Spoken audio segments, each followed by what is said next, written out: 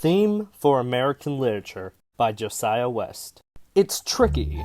The ghosts in my room are constantly pushing an ideology I don't believe in. Now, before I expand upon my point, I must address the ghosts first. No, they are not in my head, and they are not a metaphor. They are real, authentic ghosts. Also, I capitalize ghosts because if I didn't, they would feel insulted. You see, they aren't bad ghosts, but they are quite short-tempered. Honestly, they can get annoying sometimes, not to mention they are all very arrogant. Most of them are wealthy businessmen or classic celebrities. My goodness, I've gotten off topic. Let's resume back to the point. This belief I mentioned earlier is the idea of the American dream. As I said, my ghost friends are all what us Americans would call successful American dreamers. In their lifetime, they achieve riches and status. They've made it, or did, as one would say. But isn't it strange that it seems that, from birth, we're raised to believe that success is having tons of money and being known across the country? To me, it all seems a bit shallow. But every time I bring this up to my earth-departed friends, they shut me down. Especially Frederick. In his time, he was an extremely wealthy car salesman.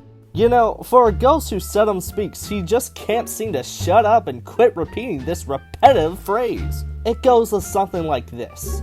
Only a fool believes that money can buy happiness. Lacking money can only lead to misery.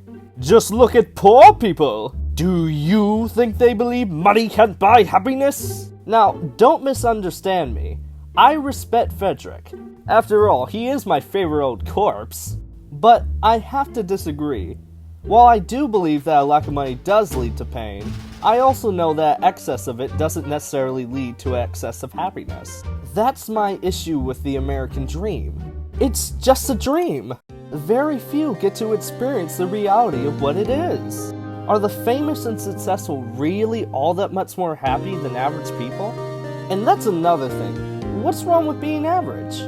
From what I've heard, everyone says being average is oh so bad because you're just like everyone else.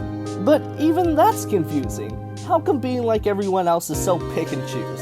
It can't be objectively bad to be similar or like your fellow Homo sapiens. I mean, everyone has eyes, so is it bad because everyone else has them? So what exactly is wrong with being average like everyone else? Do you get it? That excuse being like everyone else is bad doesn't really travel very far when you apply it to multiple things. And again I ask, what's truly so great about being rich and famous?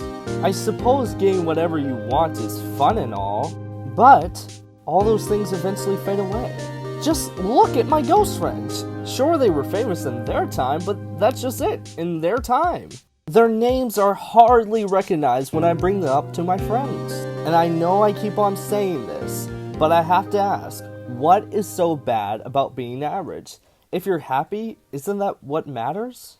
You see, that's the problem with the American dream. It equates joy with ultimately worthless things. The subjectivity of happiness shouldn't be compared and contrasted with successful people and average people, as if either lifestyle was really a perfect path to long-lasting laughs.